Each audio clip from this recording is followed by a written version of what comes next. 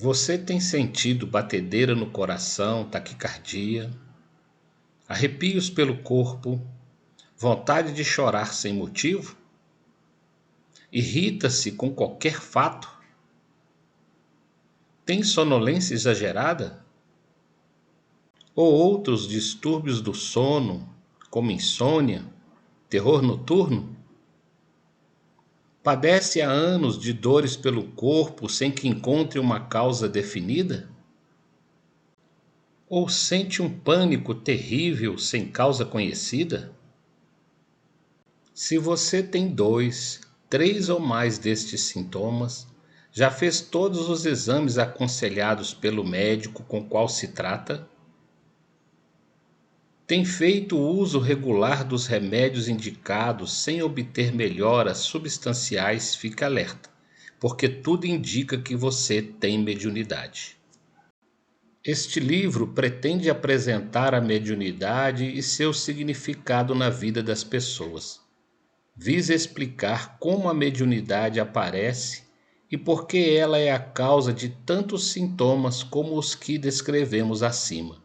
Tem também por objetivo explicar o modo pelo qual é possível lidar com a mediunidade de uma maneira saudável e benéfica para o corpo e para a alma. De início, conceituamos mediunidade procurando dar-lhe o seu real sentido, ou seja, é uma faculdade inerente a todos os seres, como respirar. Por suas características, amplia os sentidos corpóreos e alarga, em graus variados, a capacidade de comunicação com os planos físico e espiritual. Suas raízes prendem-se à natureza da constituição humana. Para entendê-la, é preciso ir além da matéria densa. É necessário compreender que somos constituídos de corpo físico, envoltórios sutis e espírito. Entende-se por envoltórios sutis os corpos invisíveis de que se reveste a alma, perispírito e corpo mental, ambos constituídos de matéria quintessenciada até o momento não detectada pelos aparelhos comuns existentes na Terra, porque se baseiam em tecnologia voltada à matéria conhecida. As raízes da mediunidade estão fincadas no perispírito ou corpo espiritual, porque esse envoltório sutil permite a ação do espírito sobre a matéria. Concentra em sua organização a perfectibilidade dos sentidos, possibilitando ao ser humano fazer uso de um sentido novo, que lhe expande a capacidade de comunicação muito além dos sentidos corpóreos. No exercício dessa função, o perispírito precisa utilizar-se de estruturas neurológicas ou implementos sensíveis do cérebro físico, que tem capacidade de captar a mensagem espiritual em graus muito diferentes e passar a informação de um mundo extrafísico ao mundo material. Com isto, a mensagem espiritual torna-se perceptível aos seres humanos, quer seja ela registrada de forma inconsciente ou subliminar, ou de maneira consciente, integral ou parcialmente. Dentre essas estruturas cerebrais, a glândula pineal é a mais importante.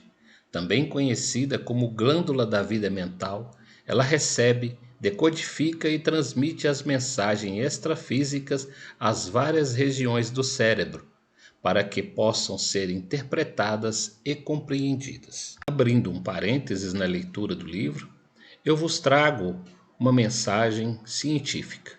Os antigos egípcios tinham conhecimento sobre esta glândula e muito mais. Os sumérios também as conheciam e a representavam através de uma pinha, de onde veio o nome pineal. Já na Índia, ela era representada em forma de flor de lótus, a casa do espírito, energia sutil. Nos desenhos ao fundo, se compara os hieroglifos egípcios com a glândula pineal no corte transversal do cérebro, onde se vê claramente a similaridade do desenho com a glândula pineal. comprovando assim o conhecimento e o que eles sabiam a respeito dessa glândula.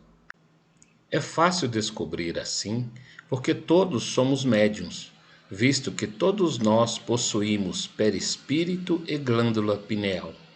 Questiona-se desta forma porque só algumas pessoas são médiuns ostensivos, ou seja, porque só em algumas pessoas a mediunidade se manifesta tal como a conhecemos.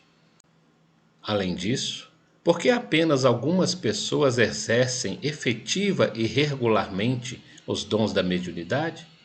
A explicação está na própria constituição do perispírito e da glândula pineal, conforme analisaremos nos capítulos 3, 4 e 5 deste livro. Embora sobre este assunto tenhamos mais perguntas do que respostas, propomos uma reflexão mais acurada sobre as revelações, inspirando-se nelas para efetuar pesquisas e ampliar conhecimentos. Em uma das inúmeras entrevistas que deu, Chico Xavier, indagado sobre o conceito da mediunidade, enfatizou: na essência, é afinidade, é sintonia, estabelecendo a possibilidade de intercâmbio espiritual entre as criaturas que se identifiquem na mesma faixa de emoção e pensamento.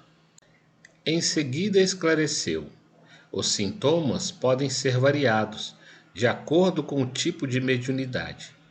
Irritabilidade, sonolência sem motivo, dores sem diagnóstico definido, mau humor e choro inexplicável podem indicar necessidade de esclarecimento e estudo.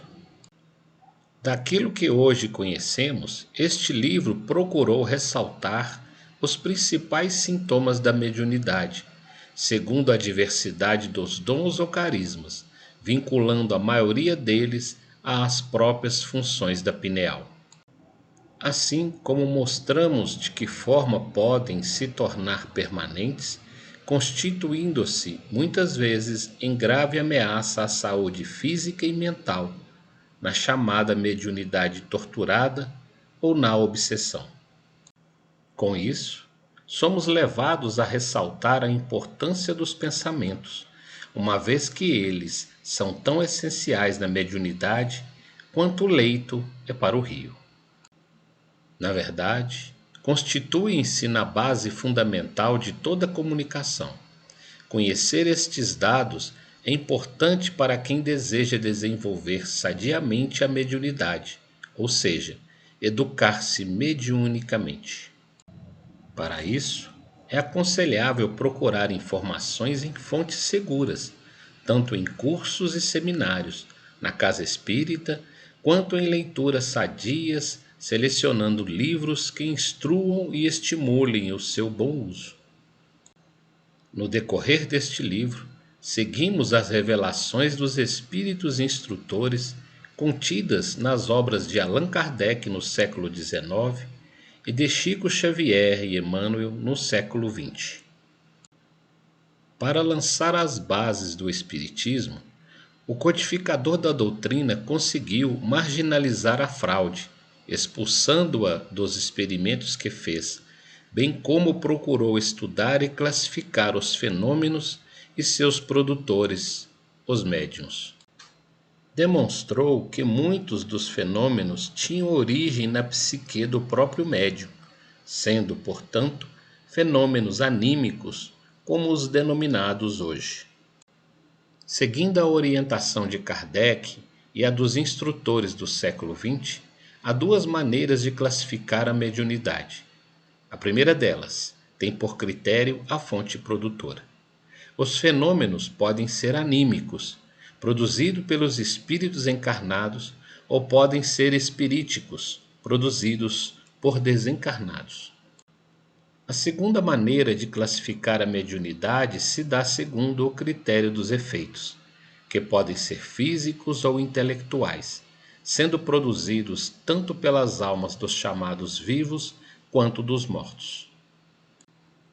Para facilitar a compreensão dos fenômenos anímicos, os produzidos pelo próprio espírito encarnado, ilustramos com alguns exemplos em capítulos como o fantasma azul alaranjado, a despedida de Elisa e passageiro salva a tripulação de navio encalhado e etc. Com eles, fica mais fácil compreender que a alma não está encarcerada no corpo, como se estivesse em uma caixa hermeticamente fechada, mas pode extravasar-se e comunicar-se além dos sentidos corpóreos. Estão englobados nos fenômenos anímicos o desdobramento ou a experiência fora do corpo, os diversos graus de sonambulismo natural ou aqueles obtidos sob ordem hipnótica, a letargia, a catalepsia, a dupla vista, a doação de ectoplasma e etc. Desses, damos especial ênfase aos casos de desdobramento, seguidos de aparecimento dos duplos, até o fenômeno da bicorporeidade, quando o médium pode ser visto materializado em duas cidades ou localidades diferentes ao mesmo tempo. Abrindo mais um parênteses, falando sobre a bicorporeidade, Santo Antônio de Pádua estava pregando na Itália quando seu pai, em Lisboa, ia ser supliciado, sobre a acusação de haver cometido um assassínio. No momento da execução, Santo Antônio aparece e demonstra a inocência do acusado. Comprovou-se que, naquele instante, Santo Antônio pregava na Itália, na cidade de Pádua. Fecha parênteses. Os fenômenos anímicos tanto podem ser acompanhados de efeitos físicos quanto intelectuais.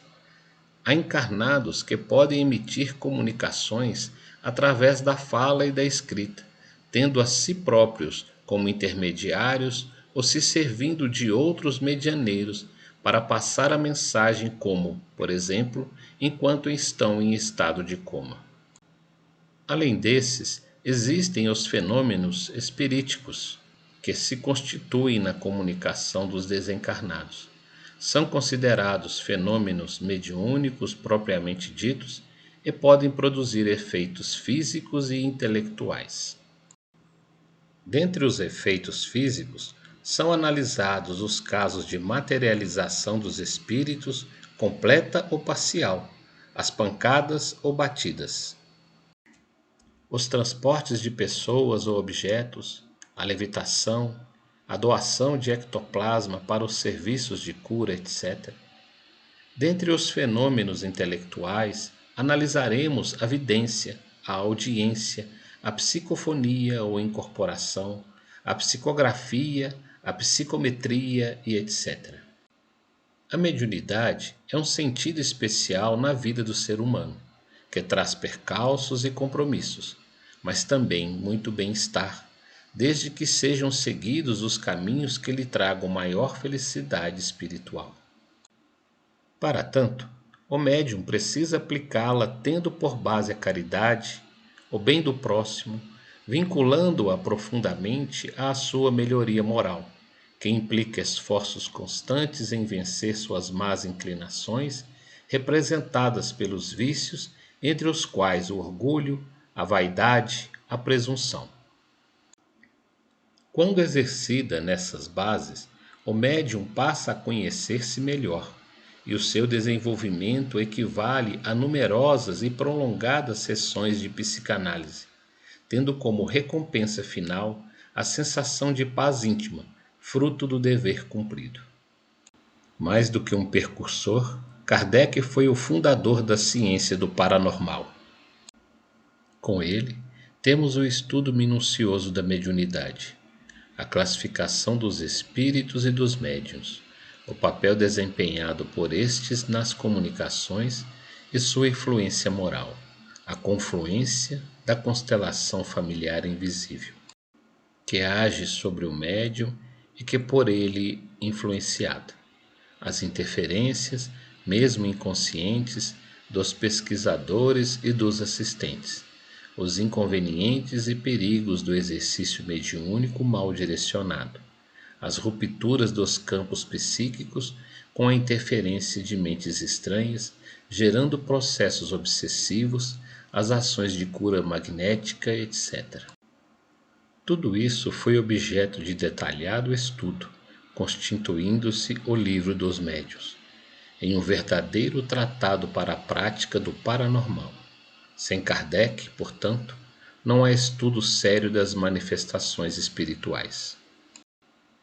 É preciso reconhecer, todavia, conforme a advertência dos próprios espíritos instrutores que se comunicavam à época da codificação, que o tempo passa e outros tipos de comunicação surgem. O progresso humano é inevitável e, consequentemente, o da própria faculdade mediúnica. Por isso mesmo, ao longo deste livro, adicionamos às informações pioneiras de Allan Kardec as revelações espirituais respigadas na obra de Chico Xavier e Emmanuel, elaboradas ao longo do século XX, particularmente nos livros de autoria do médico desencarnado André Luiz, que as ampliam e complementam. Aliás, são elas que dão a real perspectiva pela qual descrevemos os fenômenos desta obra, entre a terra e o céu. Essa visão privilegiada, proporcionada pelos espíritos instrutores, permitiu-nos observar melhor os fatos já descritos e pesquisados anteriormente, não apenas por Kardec, mas também por metapsiquistas e parapsicólogos que são, no entanto, de difícil assimilação por parte dos que lidam diuturnamente com a mediunidade, quais sejam os fenômenos anímicos e os de exteriorização da sensibilidade, ou de psicometria, etc. Não podemos nos esquecer, igualmente, de que a ciência teve extraordinários avanços no século XX, principalmente quanto às revoluções conceituadas da física quântica, que tem lançado novas luzes à compreensão dos fenômenos mediúnicos, como podemos constatar nas inúmeras informações importantes contidas nos livros Mecanismos da Mediunidade e Evolução em Dois Mundos. Neste livro, também não teríamos condições de dar mais amplas informações sobre os fenômenos de cura, em toda a sua diversidade e complexidade, razão pela qual pretendemos dedicar-lhes uma obra exclusiva no futuro. Aqui fornecemos tão somente algumas questões básicas para quem deseja dedicar-se aos passes ou às ações magnéticas de cura. Do mesmo modo, não foi possível abordar em profundidade o desenvolvimento da mediunidade e os fracassos e sucessos de médiuns e doutrinadores nas tarefas assumidas perante o mundo maior. Apenas fornecemos alguns dados mais importantes sobre o assunto quando tratamos de mediunidade e obsessão.